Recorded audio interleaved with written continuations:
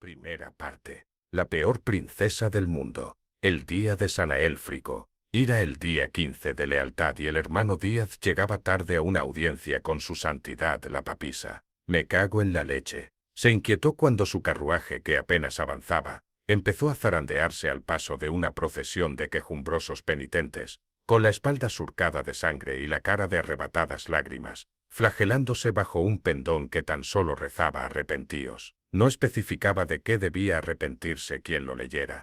Pero todo el mundo tenía algo, ¿verdad? Me cago en la leche.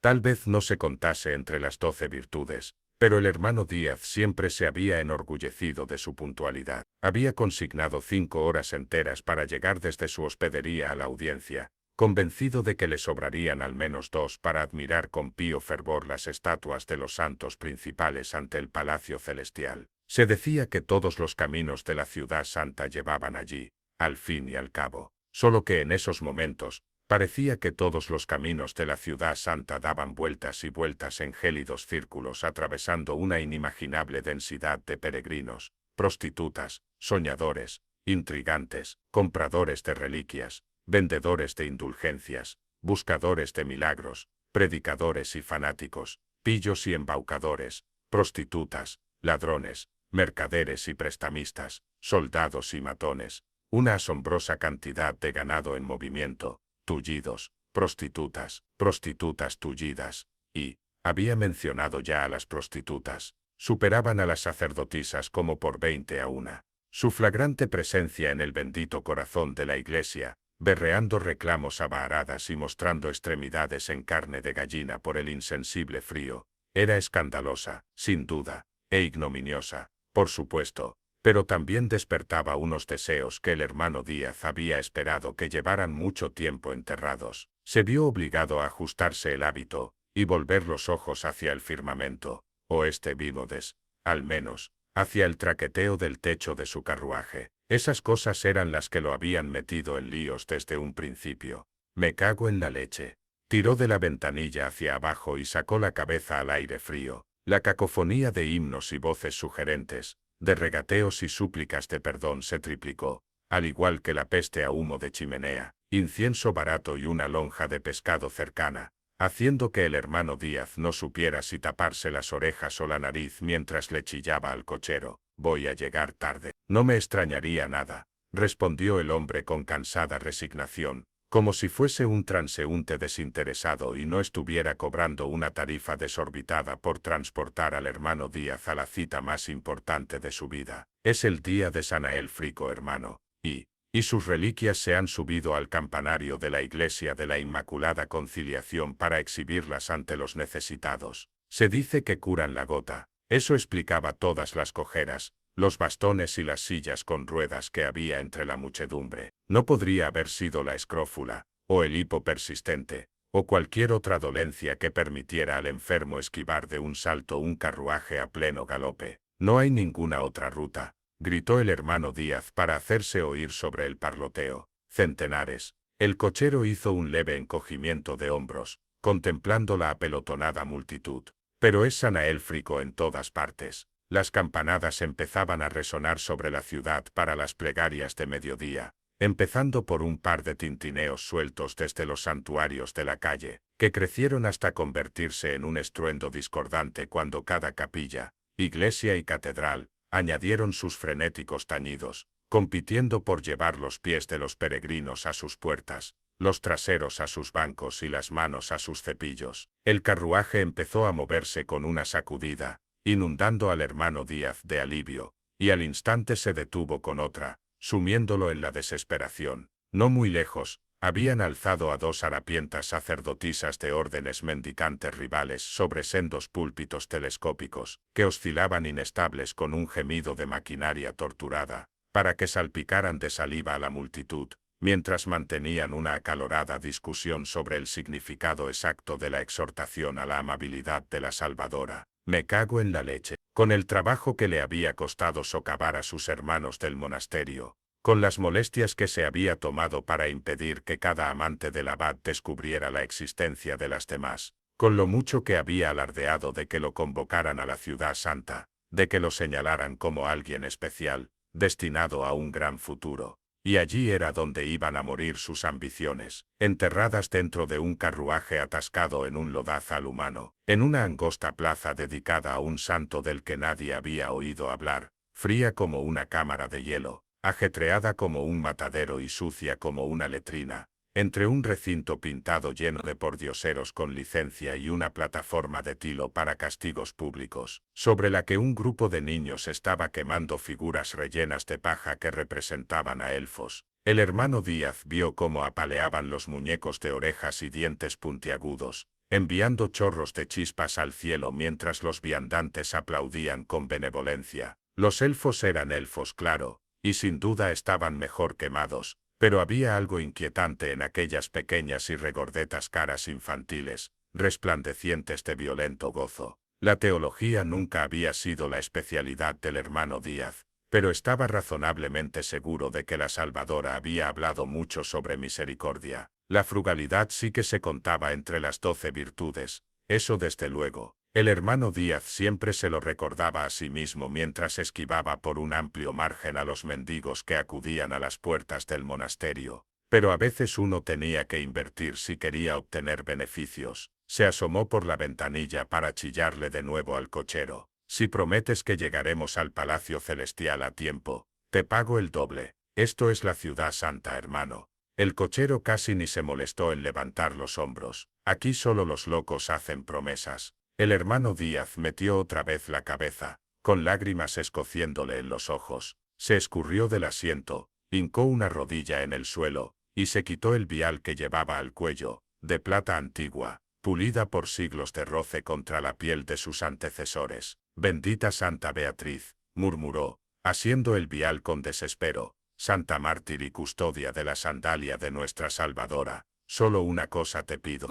Llévame a tiempo a mi puta audiencia con la papisa. Al instante se arrepintió de haber maldecido mientras oraba, y se hizo la señal del círculo sobre el pecho, pero mientras subía otra vez la mano para pellizcarse en el centro a modo de penitencia, Santa Beatriz le hizo saber lo disgustada que estaba. Hubo un poderoso golpetazo en el techo, el carruaje se zarandeó, y el hermano Díaz salió arrojado con violencia de frente. Pero su gañido desesperado se interrumpió cuando el asiento de delante se le estampó en toda la boca. Así son las cosas. Alex bordó el salto desde la ventana al techo del carruaje, rodó suave como la mantequilla, y se levantó fluida como la miel, pero la cagó en el salto, mucho más fácil. Desde el techo del carruaje al suelo, se torció el tobillo, trastabilló desequilibrada entre el gentío, la cara le rebotó en la costra de mierda del flanco de un borrico, y cayó despatarrada en el albañal.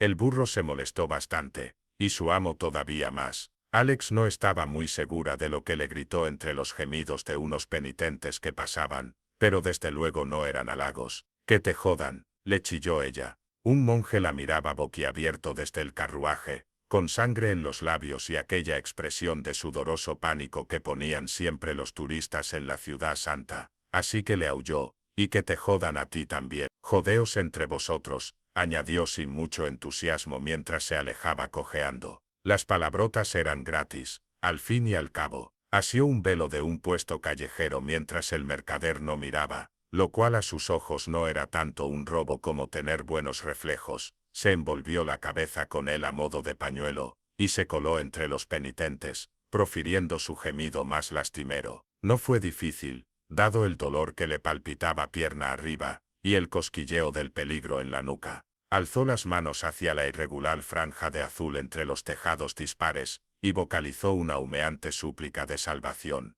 Por una vez, casi rezó en serio. Así eran las cosas. Empezar la tarde buscando pasarlo bien, acabar la mañana implorando el perdón. Dios, qué ganas de vomitar tenía. El estómago le daba vueltas, haciéndole arder la garganta irritada. Y también había el run de problemas en el extremo del culo. Sería la carne mala de la noche anterior, o las malas expectativas de esa mañana. Sería el dinero que había perdido o el dinero que debía. Igual aún tenía un poco de mierda en los labios. Y para colmo, tampoco ayudaba el impío hedor de los peregrinos, que tenían prohibido lavarse en todo su largo viaje hasta la ciudad santa. Se puso una punta del velo sobre la boca, y arriesgó una mirada atrás. escrutando entre la maraña de brazos alzados hacia el cielo en busca de... Ahí está. Por mucho que lo intentase, Alex nunca terminaba de encajar. Apartó de un codazo a un peregrino que llevaba los ojos vendados,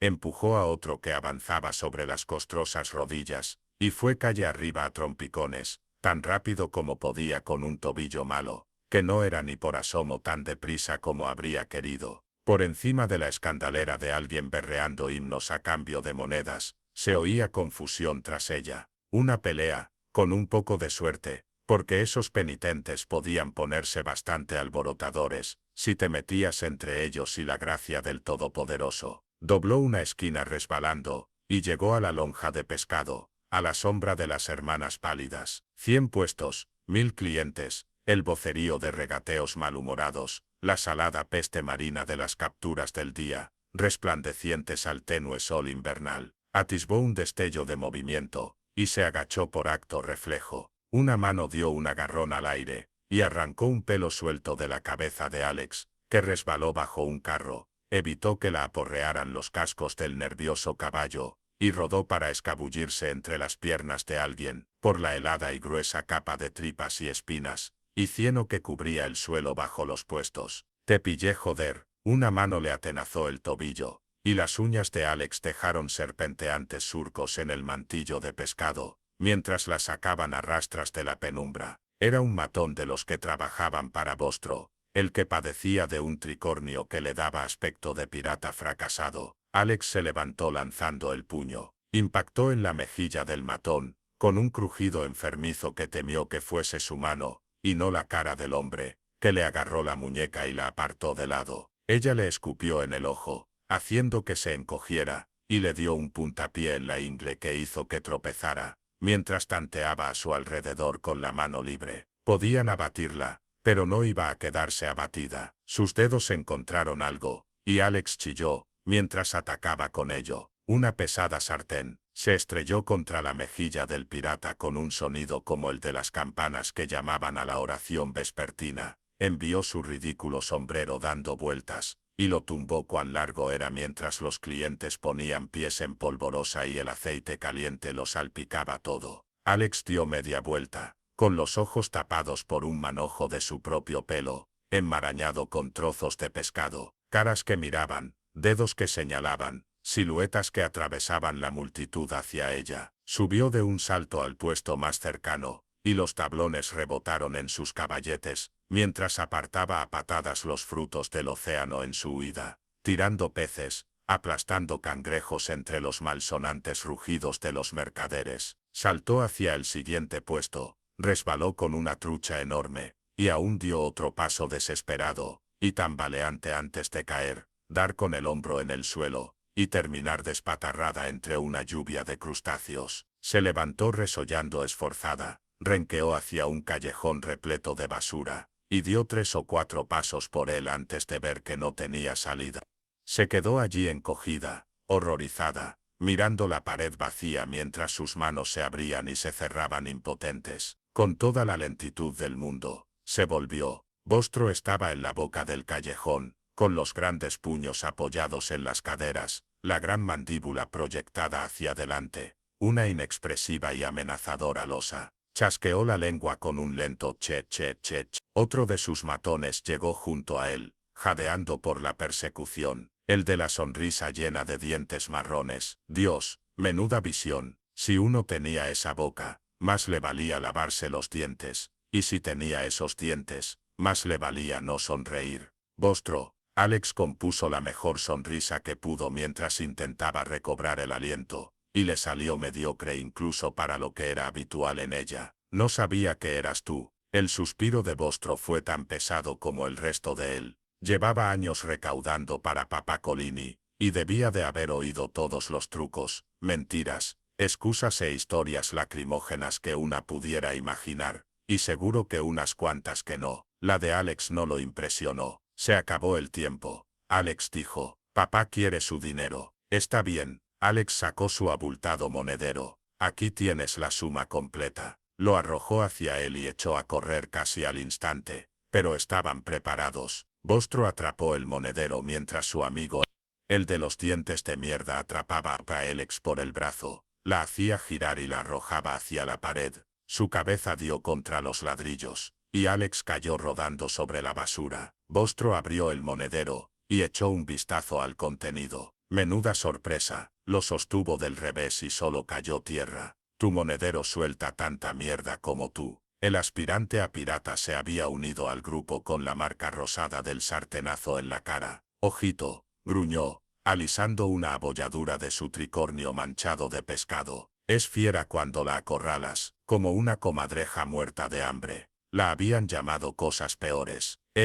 Escuchad, graznó Alex mientras se levantaba como pudo, preguntándose si le habrían roto el hombro, y luego, cuando intentó agarrárselo, preguntándose si se habría roto la mano. Le conseguiré el dinero a papá. ¿Puedo conseguirle el dinero? ¿Cómo? Preguntó Vostro. Alex se sacó el trapo del bolsillo, y lo desdobló con la adecuada reverencia. Contemplad los huesos de los dedos de San Lucio, que, el del sombrero los tiró al suelo de un manotazo. Sabemos cómo son las patas de perro, puta timadora. Fue muy frustrante, después del esfuerzo que le había costado limar las zarpas. Escuchad. Alex retrocedió con las maltrechas, palpitantes y malolientes manos levantadas, pero se le estaba terminando el callejón. Solo necesito un poco más de tiempo. Papá ya te dio más tiempo, dijo Vostro, llevándola hacia atrás. Se te ha acabado. La deuda ni siquiera es mía, gimió ella. Y era cierto, pero muy irrelevante. Papá te advirtió que no la asumieras, ¿verdad? Y tú la asumiste, replicó Vostro. Y también era cierto, además de bastante relevante. Soy solvente. La voz de Alex sonaba cada vez más aguda. Puedes fiarte de mí. No lo eres y no puedo. Como ambos bien sabemos, recurriré a un amigo. No tienes ninguno. Me las apañaré. Siempre me las apaño. No te las has apañado. Por eso estamos aquí. Sujetadla. Alex le dio un puñetazo a dientes de mierda con la mano buena, pero él casi ni se enteró. El matón le atrapó un brazo mientras el pirata cogía el otro, y ella pataleó, y se retorció, y gritó pidiendo ayuda como una monja atracada. Podían abatirla, pero no iba a quedarse. Vostro le hundió el puño en el estómago. Sonó como cuando un mozo de cuadra soltaba una silla de montar mojada al suelo, y las ganas de pelear se le escurrieron por completo del cuerpo. Se le empañaron los ojos y le cedieron las rodillas, y lo único que pudo hacer fue colgar de sus captores y dar un largo y vomitivo resuello, y decidir que, pensándolo mejor, igual sí que era buena idea quedarse algo abatida. No había nada lírico en recibir un puñetazo en la tripa de alguien con el doble de tu tamaño, y menos si lo mejor que podías esperar a continuación era otro. Vostro le agarró el cuello con un enorme puño, y redujo su resuello a un húmedo gorgoteo. Entonces sacó su tenaza, una tenaza de hierro, pulida de tanto usarla. No parecía que le gustase, pero lo hizo de todos modos. ¿Qué será? Gruñó. ¿Dientes o dedos? Escucha, farfulló Alex entre babas, casi tragándose la lengua. ¿Cuánto llevaba intentando ganar tiempo? ¿Una semana o dos más? ¿Una hora o dos más? Ya solo le quedaba intentar ganar momentos. Escucha, elige, rugió Vostro, acercándole tanto la tenaza a la cara que Alex bizqueó al mirarla. Sabes que serán las dos cosas. Alto. La voz sonó nítida y dominante, y todo el mundo miró alrededor al mismo tiempo. Vostro, los matones e incluso Alex en la medida en que podía estando medio estrangulada. Había un hombre alto y apuesto en la boca del callejón. En el oficio de Alex, una aprendía a distinguir a primera vista lo rico que era alguien, a saber quién era lo bastante rico para que mereciera la pena estafarlo, a saber quién era demasiado rico para que mereciera la pena molestarse. Aquel hombre era de los muy ricos, su túnica tenía los dobladillos desgastados, pero era de buena seda, con bordados de dragones en hilo de oro. Soy el duque Miguel de Nicía. Tenía un pelín de acento oriental ciego. Llegó corriendo a su lado un tipo calvo con la frente sudada. Y este es mi siervo Eusebio. Todos evaluaron aquella sorprendente aparición. El supuesto duque estaba mirando a Alex. Tenía el rostro amable, pensó ella. Pero Alex también podía poner cara de persona muy amable. y era una zorra ladrona. Pregúntale a cualquiera. Entiendo que te llamas Alex, ¿verdad? ¿Entiendes bien? Gruñó Vostro. Y tienes una marca de nacimiento bajo la oreja. Vostro movió el pulgar y levantó las cejas al ver la parte del cuello que había revelado. Sí que la tiene, por todos los santos. El duque Miguel cerró los ojos y respiró muy hondo. Al abrirlos, parecía que quizá hubiese lágrimas en ellos. Estás viva. La presa de Vostro se había aflojado lo suficiente para que Alex resollara. Por ahora, estaba igual de sorprendida que los demás, pero en aquellas situaciones ganaba quien superase primero la sorpresa y empezara a averiguar dónde estaban los beneficios. Caballeros, exclamó el duque, esa joven no es otra que su Alteza la princesa Alexia Pirogenetos, la hija perdida de la emperatriz Irene y legítima heredera al trono serpentino de Tro. Vostro debía de haber oído todos los trucos, mentiras, excusas e historias lacrimógenas que una pudiera imaginar, pero aquella hizo que incluso él arqueara las cejas. Luego entornó los ojos y miró a Alex como si alguien le hubiera dicho que el zurullo que acabase de ver recién salido del ojete de una cabra, era en realidad una pepita de oro. Lo único que pudo hacer ella fue levantar los hombros muy alto. La habían llamado estafadora, timadora, tramposa, ladrona, zorra, ladrona, puta hurona y comadreja embustera, y esos eran solo los insultos que se tomaba como cumplidos. Nunca que ella recordase, la habían llamado princesa, ni siquiera haciéndole el chiste menos gracioso del mundo. Dientes de mierda torció el gesto con tanta brusquedad que se atisbaron al fondo unos dientes incluso más de mierda. ¿Qué coño has dicho que es? El duque Miguel observó a Alex, allí colgada como una alfombra barata en mitad de su tunda anual. Reconozco que no parece demasiado princesil, pero es lo que es, y todos tendremos que vivir con ello. En consecuencia debo pediros que desasquéis su real persona. ¿Desasqué? Preguntó el aspirante a pirata. Que la soltéis. Las formas amables del duque menguaron una pizca y Alex atisbó algo duro debajo. Ya. Vostro frunció el ceño. Esta comadreja embustera le debe dinero a nuestro jefe. El pirata se retorció un diente y lo sacó de su boca ensangrentada. La puta hurona me ha saltado un diente. Lástima. El duque levantó las cejas mirándolo. Parece un diente estupendo. El hombre lo tiró a un lado furioso. A mí me gustaba, cojones. Veo que habéis padecido ciertas molestias. El duque Miguel metió la mano en un bolsillo de su túnica con bordados de oro. Dios sabe que soy muy consciente del incordio que pueden ser las princesas, de modo que sostuvo en alto unas monedas para que les diera la luz. Aquí tenéis algo. Guardó un par y tiró el resto a los sucios adoquines. Para compensaros. Vostro miró abajo, apenas más impresionado que por la tierra del monedero de Alex. No era una puta princesa. Cuando las anuncian los heraldos, suele ser sin el puta delante, pero sí. Y eso de ahí es lo que vale su vida. Ah, no, no, dijo el duque Miguel. Su siervo hincó una rodilla con elegancia junto a él, abrió su abrigo y sacó una gran espada, con la sucia vaina surcada de brillante alambre y el maltratado pomo de oro vuelto hacia su amo. El duque apoyó la yema del dedo en él. Es lo que valen las vuestras.